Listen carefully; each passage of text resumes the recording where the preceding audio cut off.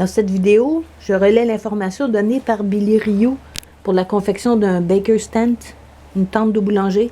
J'ai mis un lien dans la description. Donc, on a besoin d'une bâche de 12 par 16, 3,66 sur 4,88 mètres. Du ruban adhésif épais, duct tape, un marteau, un marqueur, des ciseaux, un ruban mesuré et une trousse pour rajouter des œillets. Pour aider à visualiser, j'ai fait un plan de coupe, vu que c'est des grandes pièces. Donc on a en principe 12 pieds sur 16 pieds. En réalité, on a un peu moins. C'est pas grave.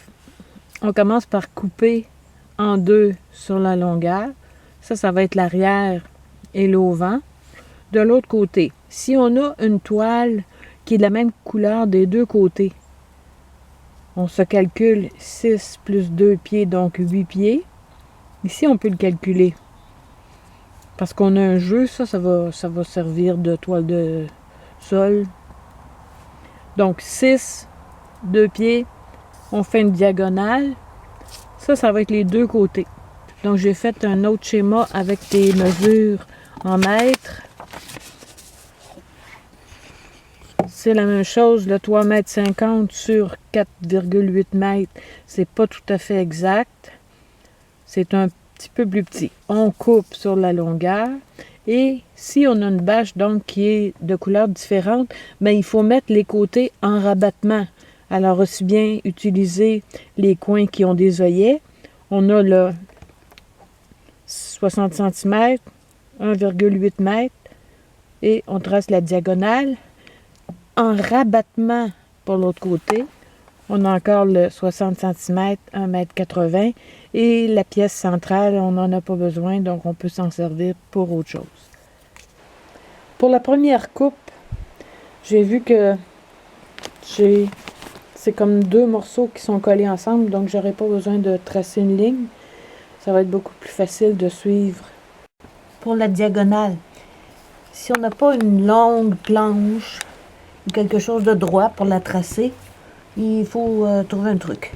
Bon, moi j'ai mis la marque sur une fente entre deux planches du plancher du lean-to. J'ai aligné l'autre marque avec la même fente. Là, je vais y aller en suivant le creux entre les deux planches pour marquer avec le marqueur avant de couper. Pour l'assemblage, donc la grande pièce rectangulaire qui sert pour le fond et l'auvent, et de chaque côté, en rabattement, on a les triangles tronqués. Donc le 2 pieds ou le 60 cm, ça va en bas. On a fait arriver coin à coin. L'angle droit est à l'extérieur et l'angle aigu est collé sur le côté.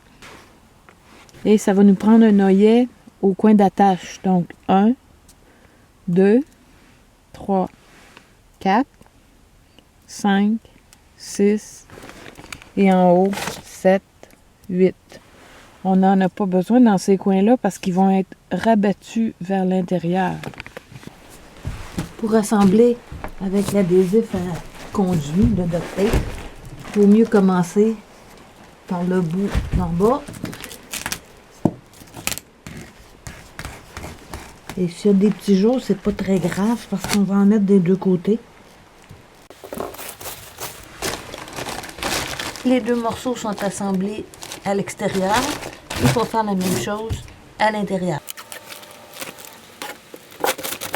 On peut aussi penser à renforcer la diagonale qui est le seul côté faible. Donc en ajoutant un rang de tape. Pour les œillets, c'est le renforcement habituel. Les deux côtés avec du tape.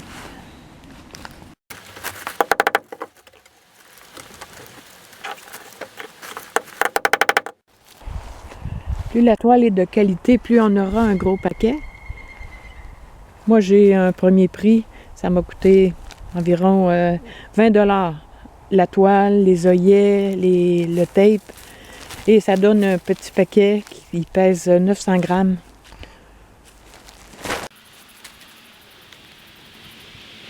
Un Twist-nick pour l'attacher.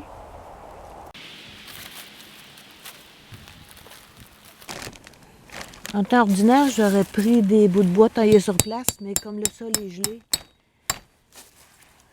allons-y avec des piquets en métal. C'est incroyable l'espace que ça donne. La hauteur, c'est vraiment... On peut marcher dessous sans se pencher. Ici, j'ai mis le restant de toile, tant qu'à la voir. Même si on n'a pas l'intention d'y coucher, ça donne un espace intéressant pour travailler, se réunir quand on est plusieurs. Faire un feu. Le bout de toile qui reste, on peut aussi s'en servir pour fermer le devant de l'abri en cas de très mauvais temps. Alors, voilà ce que ça donne. Baker's Tent, la tente du boulanger, version Billy Rio. Il ne reste plus qu'à faire du pain maintenant. Et par ici, des bagages sur le traîneau. On va monter le camp ici. Il y a un arbre avec plein de branches. Ça va nous faire du bon feu, du bon bois pour le feu. Ils vendent pas mal. Mais ici, on est à l'abri, espérons. Il est 15h30, puis il fait à peine 0. Des arbres pour tendre la tente. Il n'y a pas trop de neige. Je vais essayer de voir où est le fond. Bon, la base de camp est montée. Le soleil décline vite. Le mercure aussi, on est rendu à -6. J'ai commencé un peu à couper du bois. Je vais m'en occuper tout de suite avant qu'il fasse noir. Puis installer l'intérieur. Ça peut attendre. Il a commencé à neiger. J'ai mis le toit un petit peu en pente pour pas que la neige s'accumule, justement. Là, je vais allumer un feu pour le souper. Puis je continuerai de débiter le bois après.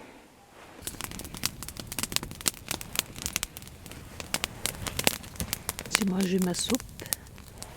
Et là, il y a la viande, la patate qui s'en viennent, l'eau pour le chaga.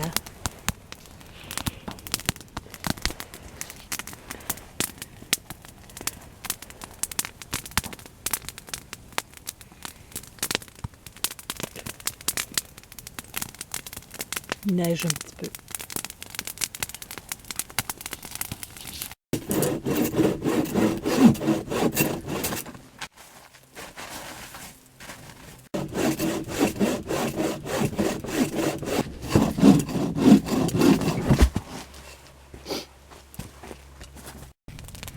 Les chaussons de laine sont en train de sécher pour être prêts pour demain.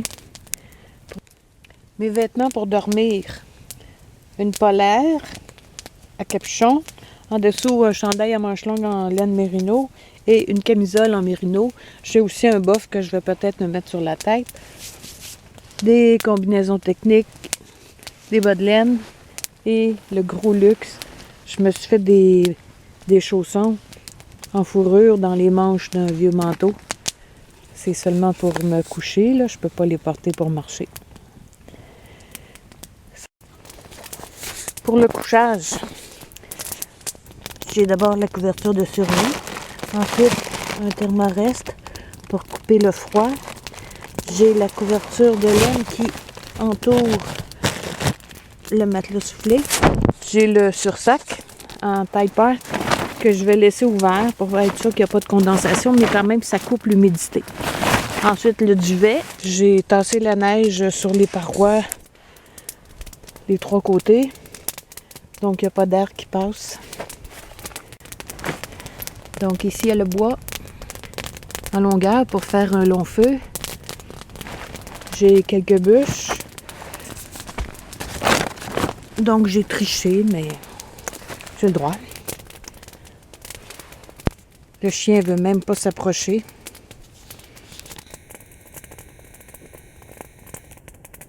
Je lui ai mis sa couverture. Il est couché à côté, directement dans la neige. Il est 8h30, il fait 16 degrés. L'humidité prévue était de 72 %, on a dû l'atteindre. Il faisait moins 14 à 5 heures. Les ajustements de la nuit, j'ai fermé complètement le sursac. Et puis, il n'y a pas eu de condensation, mais il y avait une chaleur accrue. Et j'ai rajouté la deuxième couverture de laine qui a vraiment apporté de la chaleur aussi. J'ai dormi bien, comme à la maison, je dirais, c'est-à-dire en me réveillant 2-3 fois, mais en m'endormant plus difficilement. Et puis, pour allumer le feu ce matin, ouvrir la boîte à feu, ça a l'air de rien, mais avec les doigts gelés, c'est très difficile. Et pour ceux qui en doutent encore, un briquet, quand il fait si froid, ça donne pas de flamme. Une étincelle, mais le gaz ne brûle pas.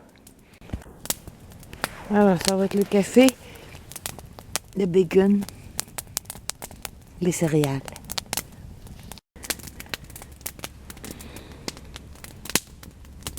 La caméra est en train de geler.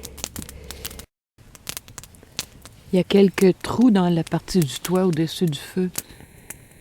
Je ne sais pas si on peut voir. C'est inévitable en brûlant du résineux, mais ça me dérange pas trop. Il fait superbement beau. Le soleil brille, le ciel est bleu. Il reste suffisamment de branches sur cet arbre tombé pour une autre nuit. Et il y a des arbres morts sur pied aux alentours. Ça aurait pu remplacer les bûches de la maison. J'en ai eu assez, il m'en reste encore un peu. Bon, il faut ramasser le fourbi.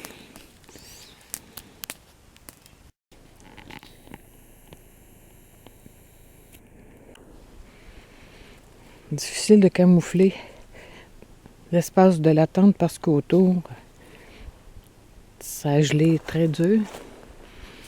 Il reste un peu de bois, je l'ai mis debout. Des fois que ça pourrait servir.